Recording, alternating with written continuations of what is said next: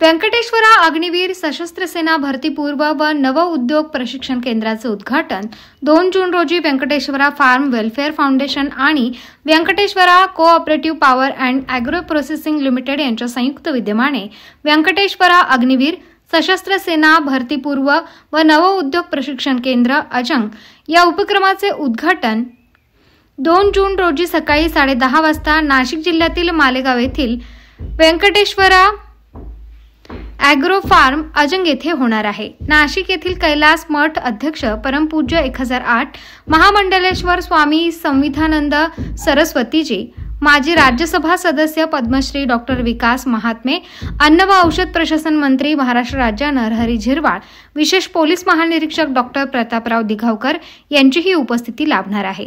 या केंद्राच्या माध्यमातून युवकांना भारतीय सैन्य भरतीसाठी प्रशिक्षण तसेच नव उद्योगासाठी मार्गदर्शन दिले जाणार आहे।